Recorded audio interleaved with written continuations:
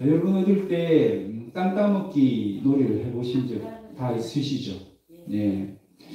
해가 뉘엿뉘엿 넘어가면 이제 엄마들이 나와서 아이들을 부릅니다. 그러면 어떻게 하죠? 하루 종일 열심히 땅을 따먹었는데 그거 챙겨갈 수 있습니까? 아니요. 챙겨갈 수도 없고 뭐 나중에 소용이 없죠, 그죠? 실제 자기 땅이 아니기 때문에 다 두고 집으로 가야 됩니다. 여러분 이런 일들이 세상의 종말 혹은 개인의 종말의 때에도 똑같이 일어나게 됩니다. 하나님 우리를 다 부르시거든요. 그때 되면 이 땅에 아무리 많은 부하가 보물이 있은들 아무리 큰 집이 있은들 좋은 차가 있은들 다 두고 갈 수밖에 없는 거죠. 많은 사람들은 오늘 이 시대를 뭐라고 얘기합니까? 이제 종말의 때다. 이제 얼마 남지 않았다. 뭐 기후 이상도 있고요. 여러 가지 뭐 이유를 대면서 이제 종말이 코앞에 이르렀다라고 이야기를 합니다. 그래서 우리는 이 종말의 시대를 어떻게 살아야 될 것인가? 그런 고민들을 할 수밖에 없죠.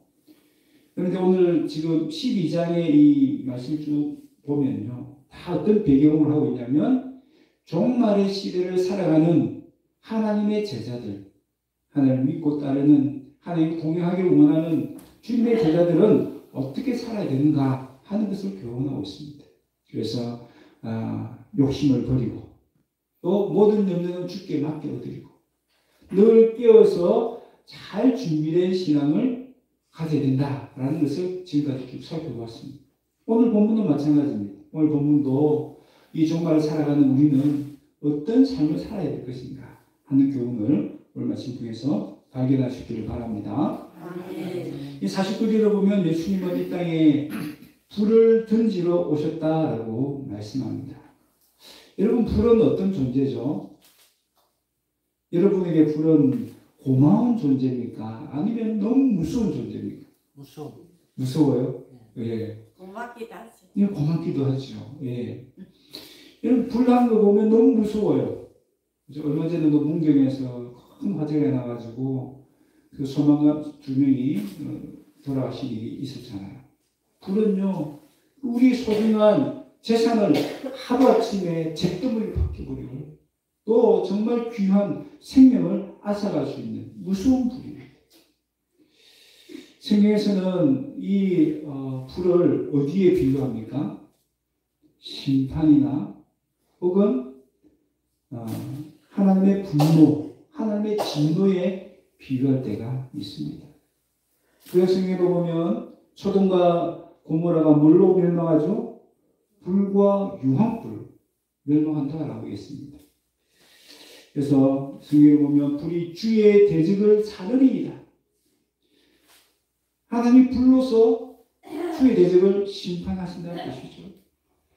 예레미야 2장 21장 12절에는 너희의 악행 때문에 내 분노가 불같이 일어난다. 하나님의 분노를 이렇게 불로 비유하기도 했습니다. 그리고 신약성경에 보면 좋은 열매 맺지 않는 나무 그리고 쭉증이는 불로 심판하신다라는 말이 있고요. 그리고 베드로후서 3장 7절에 보면 마지막 날에 하나님이 불로 이 세상을 심판하실 것이다 라는 말씀이 나옵니다. 그런데 불은 무서운 존재지만 또 한편 우리 정말 고마운 존재죠. 불이 없으면 어떻게 요리를 하겠어요? 그렇죠? 요리를 못 하잖아요. 또 불은 또 어떤 의미가 있냐면 소독의 의미가 있습니다. 그래서 뭐 전쟁 중에 어떤 상처에 뭐 이렇게 그 치료를 하려고 하면 다 불로 그것을 소독을 해야 되죠. 깨끗하게 하지 않으면 안 됩니다. 성경에 보면 이 불이 우리 물건을 하나님께 제사드리는 그 물건을 깨끗하게 한다라는 의미로 사용되기도 했고요. 또 불은 한편 우리 믿음을 연단하는 불로 그렇게 비유적으로 사용했습니다. 그래서 우리가 저 포항제철도 그 불로 다 재련을 하잖아요. 그러니까 그 철에 있는 불순물들 다 제거하고 정말 유용한 재료로 거듭 태어나잖아요. 불이 정말 고마운 존재예요. 뿐만 아니라 예수님은 성령과 불로 너에게 세를 베풀 것이다 라고 말씀하셨습니다. 성령 따로 불 따로가 아니라 성령의 불로 우리를 깨끗하게 우리의 죄를 씻어주셔서 거룩하게 해주시겠다는 의미죠. 자, 그래서 이 불은요, 고마운 존재이면서 동시에 또 무서운 존재입니다. 그렇다면 예수님이 불을 던지러 오셨다고 했을 때 이 불은 어떤 불일까요? 심판의 불일까요? 성령의 불일까요? 성령. 네. 둘 다를 다 포함합니다. 누군가에게는 심판의 불이고요. 누군가에게는 성령의 불이 되어질 것이다 라는 것을 의미합니다. 도대체 무슨 차이가 이것을 만들까요? 왜 어떤 사람에게는 심판의 불이고 왜 어떤 사람에게는 성령의 불이 될까요? 그것은 회개에 달려 있습니다.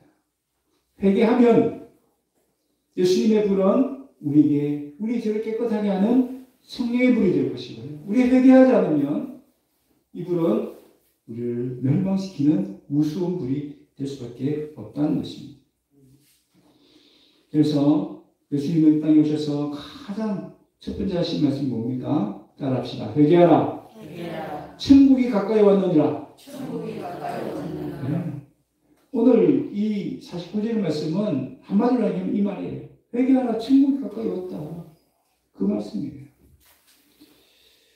오늘 본문 57절, 59절에도 재판정에 서기 전에 빨리 길에서 나를 고소한 사람과 화해하라라고 말씀합니다. 이것이 말하는 재판정은 뭘 의미하죠? 마지막 날에 하나님 앞에서 서게 될 이 재판의 상황을 비유적으로 말씀해주고 있는 겁니다. 누구든지 하나님 앞에 다 서게 될 거예요. 그때는 우리의 말과 행위를 따라서 심판받을 것이다 라고 분명하게 말씀하셨습니다. 그러니까 회개하기 전, 하나님 앞에 서기 전에 빨리 회개하고 하나님과 화해하지 않으면 안 된다라는 것을 오늘 본문에서는 강조해서 말씀한 것입니다. 여러분, 회개는요, 하나님이 죄인 우리에게 주신 가장 큰 선물인 줄 믿습니다. 아멘. 왜 그렇죠? 회개하기만 하면 우리가 이 죽음의 길에서 생명의 길로 옮길 수 있기 때문이죠. 요한일서 1장 9절을 보면 만일 우리가 우리 죄를 자백하면 회개하기만 하면 그는 믿으시고 의로우사 우리 죄를 사시며 우리 모든 불의에서 깨끗하게 하실 것이요 라고 말씀하셨습니다. 회개하기만 하면 된다는 거죠. 근데 한번 생각해 보십시다. 나는 아무런 죄의 대가를 지불하지 않았는데 어떻게 내 죄가 해결될 수 있을까? 회개하기만 하면 어떻게 다 사함을 받을 수 있을까? 어떻게 그럴 수 있죠? 내가 죄의 대가를 지불한 것이 아니라 누가? 예수님이 우리를 대신해서 우리의 죄의 값을 지불해 주셨기 때문에 이 회개하기만 하면 사함을 받을 수가 있는 것입니다. 오늘 본문 50절에 보면 예수님이 세례를 받으신다고 말씀하시죠. 이 말은 세례는 뭘 의미할까요? 바로 예수님이 십자가에서 당하실 고난을 비유적으로 세례라라고 말씀합니다. 그런데 뒤에 보면 답답함이라는 단어가 나오잖아요. 나의 답답함이 어떠하겠느냐 이렇게 표현되어 있는데 뭔가 좀 이해가 잘 안 되죠. 이 답답함이라는 이 말을 몰두하다, 붙잡다라는 의미로 번역하면 좀 더 우리가 이해하기 쉽습니다. 무슨 말이죠? 예수님은 이 십자가를 지시기 위해 뭐 한다고요? 몰두하고 계신다는 거죠. 다른 데 신경 쓰지 않고 오로지 이 십자가를 지는 그 일에 내 마음을 두고 거기에 집중하고 거기에 몰두하고 계신다는 겁니다. 왜요? 왜 그 십자가에 꼭 지려고 그렇게 열심을 품고 애를 쓰고 집중하고 몰두하고 계시죠? 예수님 십자가 지셔야만 우리 죄를 다 용서해 주셨습니다. 예수님 십자가를 지시고 우리가 회개해야만 이 심판의 불이 성령의 불로 바뀌어줄 수 있습니까? 그래서 예수님은 지금 십자가를 지시기에 거기에 집중하고 몰두하고 거기에 온 신경을 쓰신다라고 말씀을 하는 겁니다. 여러분, 그만큼 예수님은 우리를 사랑하세요. 그만큼 우리를 사랑하시기 때문에 우리가 우리의 죄를 다 용서 받고 뜨거운 심판의 불이 아니라 성령의 불로 나오기를 원하시는 것이죠. 아멘. 그런데 여러분, 회개는 언제 해야 되죠? 죽기 전에 해야 합니다. 마지막 세상의 종말이 오기 전에 해야 합니다. 하나님의 심판 자리 앞에 서기 전에 이 길에 있을 때 해야 된다라고 성경 분명히 말씀합니다. 그럼 죽고 나면 회개할 기회가 없어요. 하나님 앞에 심판할 때 있으면 그때는 이미 늦은 거예요. 그래서 예수님은 뭐라고 말씀합니까? 때가 가까이 왔다라고 말씀하셨습니다. 여러분, 이 말씀을 결코 농담처럼 여겨서는 안 됩니다. 여러분, 우리나라가 한때 저 북한에 막 미사일도 많이 쏘고 막 이렇게 할 때 전쟁이 곧 터질 것 같은 그런 어떤 상황이 있었어요. 그 외국에서는 정말 그 일이 현실적으로 느껴져서 많은 한국 사람들이 물어봤답니다. 지금 한국에서 지금 난리가 나고 전쟁이 곧 터질 것 같은데 여기 있으면 어떻게 하냐고. 근데 한국 사람들은 무덤덤한 거예요. 외국 사람들은 곧 전쟁이 터질 것처럼 막 그렇게 애를 쓰고 막 신경 쓰고 하는데 한국 사람은 무덤덤하게 별것 아닌 것처럼 그렇게 지나갔다는 거죠. 여러분, 소돔과 고모라에 불이 떨어질 때 롯이 사위들에게 이야기했어요. 하나님 천사가 와서 이제 이 소돔과 고모라에 불이 떨어질 건데 어떻게 하냐고 빨리 같이 도망가자. 그랬더니 성경에 보니까 그 사위들은 어떻게 얘기했다고요? 그 말을 농담처럼 얘기했다고 했어요. 농담처럼. 결국 그들은 따라가지 않았어. 그리고 불이 소돔과 고모라에 떨어질 때 다른 사람들과 함께 죽고 말았습니다. 여러분, 어쩌면 그 불에 타 죽을 때 그들은 얼마나 가슴을 치면서 후회했겠습니까? 그때는 이미 늦은 거죠. 한번 따라합시다. 성령의 불로 내 죄를 씻지 않으면 심판의 불로 내가 불타 죽을 수 있다. 여러분, 기억하셔야 됩니다. 성령의 불로 내 죄를 씻지 않으면 심판의 불이 나에게 임하는 것입니다. 자, 그러면 한 번 회개하는 것으로 모든 것이 다 해결될 수 있을까요? 여러분, 회개는요, 자동차 주행에서 보면 유턴과 똑같습니다. 잘못된 길로 가고 있다가 깨닫기만 하는 것, 그것은 회개가 아니에요. 후에 눈물을 흘리는 것, 그것은 회개가 아닙니다. 유턴을 해야 돼요. 잘못된 길을 벗어나서 다시 올바른 길로 가는 것, 거기까지가 회개인 거예요. 즉시 핸들을 180도 반대로 꺾어서 유턴을 해야 이미 회개가 완성됐다라고 할 수 있습니다. 지금까지 세상에 속해서 세상 사람들과 똑같이 생각하고 똑같이 말하고 똑같이 행동했던 것, 그 삶의 방식을 바꾸는 것, 그것이 회개라는 것입니다. 여러분, 건강검진을 받았는데 당뇨병 전 단계다라는 진단을 받으면 어떻게 될까요? 똑같이 생활하면 어떻게 된다고요? 이 말은 결국 당뇨에 걸린단 말 아닙니까? 그러면 그때도 어떻게 해요? 식단도 바꿔야 되고 또 운동도 해야 되고 잠도 깊이 자야 되고 신경을 써야죠. 관리를 해야죠. 그렇지 않으면 무서운 당뇨에 걸릴 수밖에 없는 것 아닙니까? 여러분, 우리는 다 영적인 건강검진을 받았습니다. 어떤 판정을 받았을까요? 죄인이라는 판정을 다 받은 거예요. 의인은 없나니 하나도 없다. 누구의 말씀이죠? 하나님 말씀이죠. 말씀의 거울로 보니까 내가 딱 죄인에게 들어가는 거예요. 또한 예수님이 지신 십자가는 우리의 영적인 상태를 보여주는 CT 촬영과 똑같아요. 겉을 보면 멀쩡해 보이고 겉을 보면 아무런 죄가 없는 것 같은데 십자가를 통해서 우리를 보니까 우리는 다 죄인이라는 거죠. 우리의 마음이 얼마나 부패해 있는지 그것을 십자가를 통해서 보여주셨다는 거죠. 죄인이라는 말은 어떤 병이죠? 죽을 병이라는 거죠. 죄의 삭은 뭐라고 했습니까? 사망이라고 했잖아요. 그러면 죄인이라는 말은 이미 사형 선고를 받은 그것과 똑같은 거예요. 여러분 어느 날 병원에 가서 건강검진을 했는데 의사가 아이고 당신은 이제 죽을 수밖에 없는 시한부 인생입니다 라는 판정을 받는다면 여러분 어떻게 했어요? 얼마나 충격을 받겠습니까? 저라도 충격을 받을 것 같아요. 당신 이제 암입니다. 그러면 하늘이 노래지고 막 지금 무너질 것 같은 그런 충격을 받지 않겠습니까? 그런데 우리는 어떻습니까? 그 육신의 병에 대해서는 그렇게 심각하게 생각하고 그런 충격까지 받는데요. 영적으로는 이미 우리 죽었다고 죽을 수밖에 없다고 그런 판정을 받았는데 우리는 그냥 무덤덤합니다.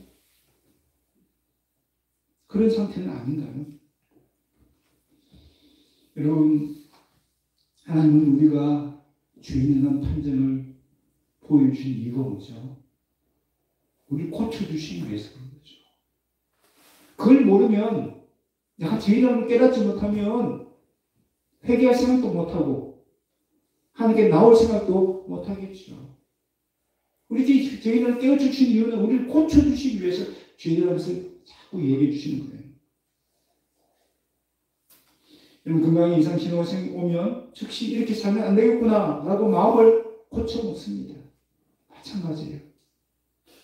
죄인이라는 판정을 받았기 때문에 이제는 그 죄의 습관을 버리고 죄된 생활을 버리고 삶을 바꿔야겠다라고 우리가 결단해야 됩니다. 그렇게 유턴을 하지 않으면 안 된다는 것입니다.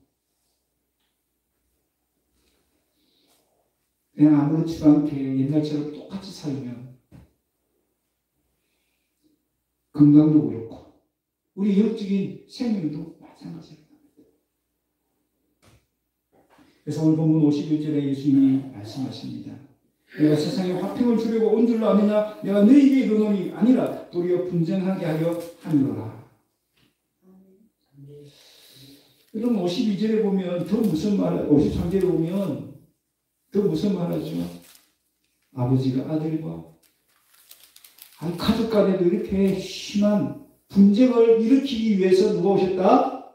예수님이 오셨다는 거예요. 이게 좀 이해가 되십니까? 여러분, 예수님은 화평의 왕으로 오셨다라고 분명히 말씀하시는데, 왜 예수님 때문에 왜 서로 가족끼리도 다투고, 싸워야 되느냐는 거죠. 무슨 말이죠? 여러분, 생각이 똑같고 의견이 똑같으면 싸울 일이 있습니까? 없습니까? 없어요. 싸울 일이 없죠. 근데, 가족끼리도 보면, 그죠? 어떤 사람은 여당, 어떤 사람은 야당. 이러면 골치 아파요, 그죠? 정치 때문에. 얼마나 또 사이가 벌어지는 친구들 많이 있잖아요. 의견이 다르고. 종교도 마찬가지죠. 우리가 예수님 믿기 때문에 그 가족 간에 그런 불화나 갈등이 없을 수가 없다는 겁니다. 예수님 말씀 무슨 뜻이에요? 그러면 그게 무서워서 하나님을 포기해서는 안 된다는 뜻입니다. 하나님과 친구가 되기 위해서, 하나님과 화목하기 위해서, 하나님과 화해하기 위해서는 세상과 그렇게 혹은 아무리 가까운 가족일지라도 그런 불화나 갈등이나 충돌을 피하지 말아야 된다는 것입니다. 각오해야 된다는 것입니다. 그렇지 않으면 하나님과 화해가 될까요? 안 되죠. 하나님과 원수가 되지 않기 위해서는 세상과 원수가 될 각오를 해야 한다는 뜻입니다. 여러분 이 말씀 오해하면 안 돼요. 뭐 그러면 믿지 않는 사람들과 모든 관계를 다 끊어라. 그 말씀이 아니죠. 그죠? 그들과는 좋은 관계를 유지해야 됩니다. 인간적으로. 또 가족 간에. 그런 관계는 잘 유지하지만 신앙적인 부분에 있어서는 타협하지 말아야 된다는 것입니다. 그들 앞에 굴복하지 말아야 된다는 것입니다. 당당하게 맞서 싸울 수 있어야 된다는 것입니다.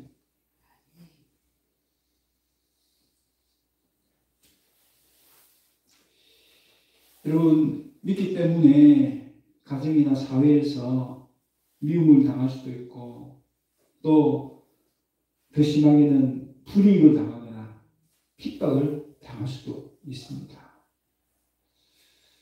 왜 그럴까요? 왜 예수님 믿는 것 때문에 세상은 우리를 미워하게 될까요? 성경은 이렇게 말합니다.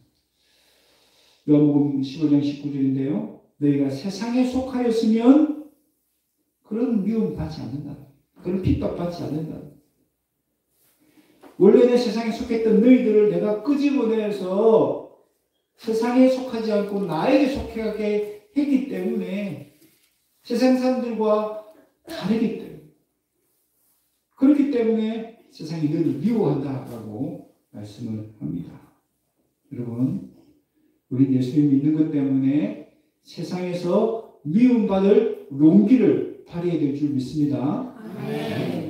예수님 믿으면 그냥 좋은 일이 있을 거야. 세상 사람들 나를 다 인정해주고 야 예수님 믿으니까 정말 잘합니다. 그렇게 칭찬해 줄 것이다. 그런 기대해서는 안 된다. 오히려 반대로 예수 믿느냐고 그런 되도 않는 종교를 믿느냐고 조롱을 할 수도 있고 좀 별나다라고 얘기하고 그렇게 미워할 수도 있다는 거예요. 그것을 각오할 수 있어야 된다는 것입니다. 여러분 이것을 한 가지 비유로 이야기해보면요. 이런 이야기가 될 수 있습니다. 원래 우리는 다 왕을 반영했던 역도들의 무리들이었어요. 근데 어느 날 왕이 우리를 설득하고 우리를 정말 배려해서 잘 그 역도들 무리에서 우리를 끄집어내셨어요. 그래서 우리는 다시 왕의 신하가 되어서 정말 감사하게 또 영광스럽게 그 생활을 하고 있는데 반대편에 있는 역도들의 무리들 쪽에서 보면 우리는 어때요? 그 역도들의 우두머리 입장에서 보면 우리는 어때요? 배신자죠, 배신자. 저는 나쁜 놈, 그렇게 되는 거죠. 그래서 그들은 끊임없이 우리를 미워하고 증오합니다. 그들과 똑같이 세상에 속해서 세상을 따라갈 때는 같이 친구 되었지만 그들과 반대된 길, 세상을 벗어나서 세상 사람들과 다르게 말하고 행동하고 생각하니까 그들이 우리를 미워하는 거예요.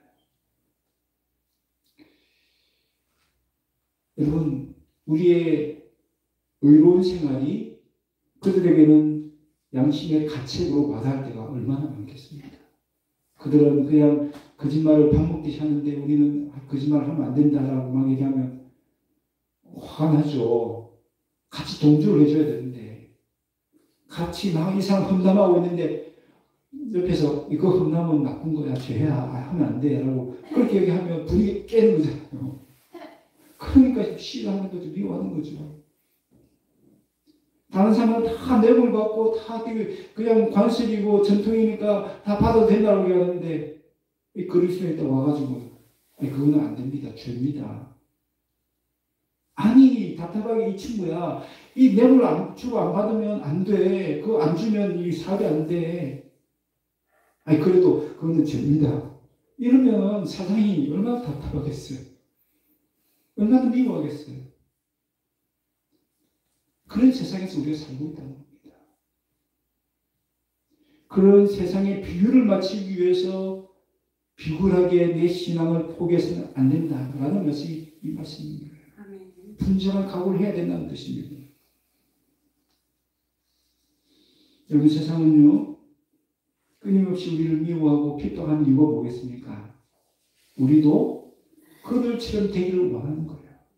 다시 세상에 속해서 자기들처럼 말하고 행동하는 사람이 되기를 원하기 때문에 자꾸 미워하고 핍박하는 거예요. 여러분, 그 정점에 누가 있습니까? 바로 사탄이 있는 거죠. 사탄이 그 하수인 귀신들을 통해서 이 세상의 권력을 통해서 그렇게 우리를 핍박하고 미워하고 우리를 계속해서 자기들 세상으로 끄집어내려고 발버둥을 치고 있는 것입니다. 여러분, 우리는 바로 그런 세상에 살고 있습니다. 하나님이 힘들게, 그죠? 예수님을 희생해가면서까지, 예수님을 십자가에 못 박으면서까지 그 역도들 무리에서 우리를 끄집어내셨는데, 우리가 똑같이 옛날처럼 그 역도들 무리로 가면 될까요? 안 되죠. 안 되죠. 얼마나 어렵게 우리가 하나님의 친구가 되었는데, 얼마나 어렵게 하나님과 화해했는데 그 관계를 깨뜨릴 수 있습니까? 그럴 수가 없다는 거죠. 하나님과 화해를 유지하려고 하면 세상과는 원수가 될 수 있어야 된다는 뜻입니다. 여러분, 그렇게 세상과 불화하고 충돌하고 세상에 미움을 받는 것이 두려우신가요? 성경은 오히려 그것이 축복이다라고 말씀합니다. 마태복음 5장 11절 같이 한번 읽겠습니다. 시작. 나를 인하여 너희를 욕하고 핍박하고 거짓으로 너희를 거스려 모든 악한 말을 할 때에는 너희에게 하늘에서 너희의 상이 큼이라. 너희 전에 있던 선자들을 이와 같이 핍박하였느니라. 아멘. 여러분, 이 성경에는 선자들만 되어 있는데 우리 예수님도 똑같이 핍박을 당하셨죠. 여러분, 예수님처럼 억울하신 분이 계실까요? 예수님은 죄가 없으신 분이에요. 아무런 죄가 없으신 분이에요. 그런 분이 십자가에 달리셨습니다. 억울하면 가장 억울한 분이시고요. 또 세상의 미움을 가장 많이 받으신 분입니다. 여러분, 우리도 미움을 당할 때, 핍박을 당할 때, 어려움을 당할 때 누굴 생각해야 됩니까? 예수님도 그러셨지. 예수님도 그러셨지. 예수님도 그런 순환과 고난을 당하셨다면, 그런 미움을 당하셨다면 나도 받는 것 당연하지. 왜요? 우리 예수님과 함께 가고 있기 때문이죠.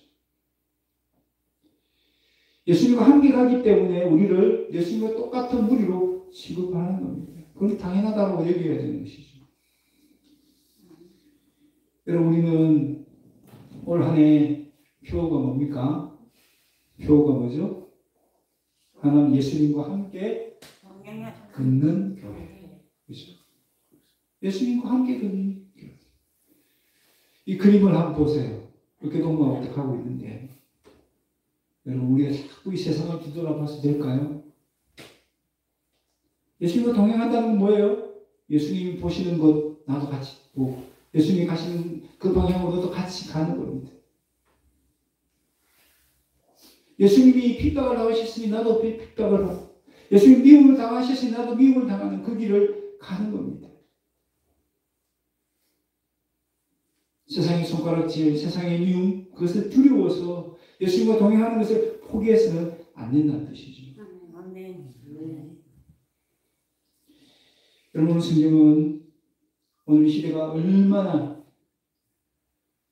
긴급하고 또 정말 끼어 있어야 될지에 대해서 말씀합니다.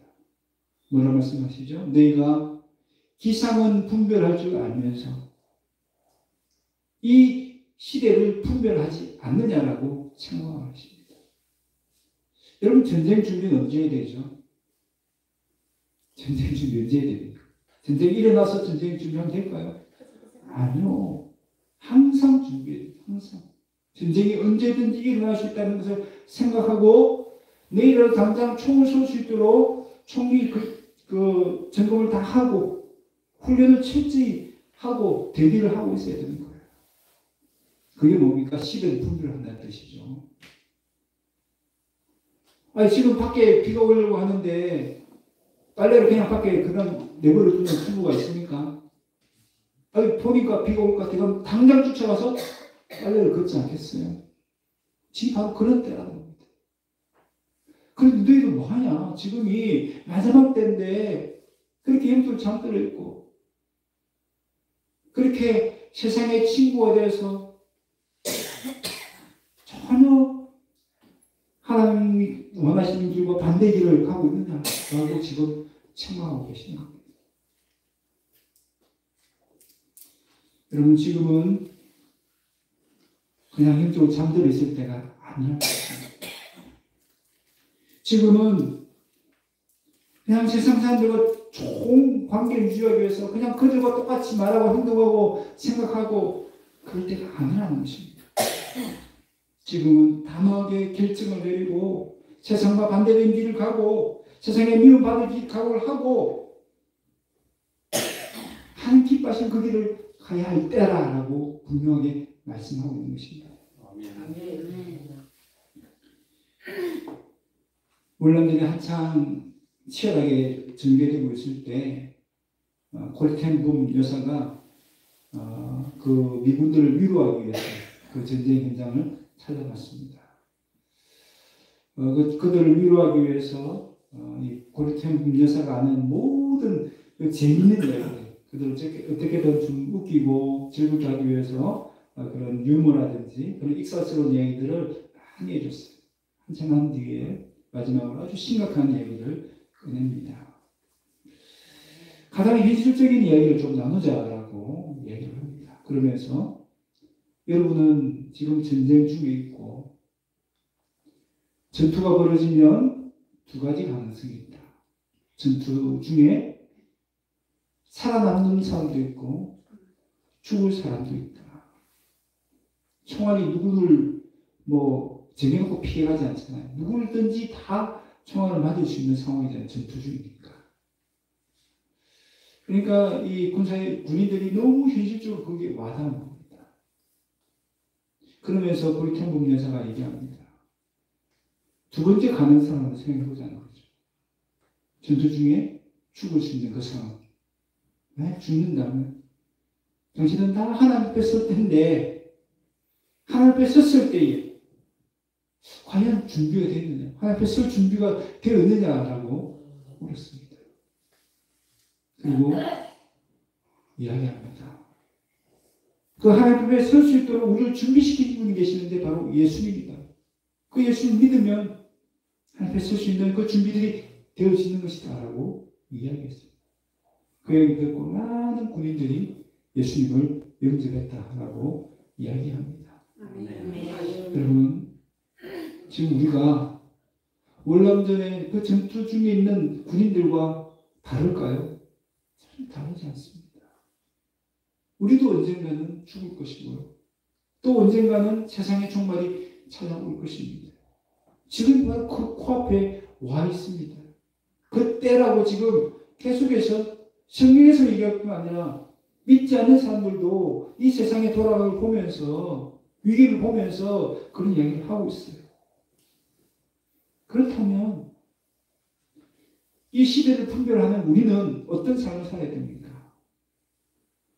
바로 성령의 불로 내 죄를 태워야 합니다. 성령의 불로 내 죄를 태우지 않으면 내가 심판의 불로 내가 타 죽을 수 있기 때문이죠. 뿐만 아니라 하나님과 화해하기 위해서, 하나님과 친구가 되기 위해서 세상과 원수가 될 각오를 가지고 살아가야 합니다.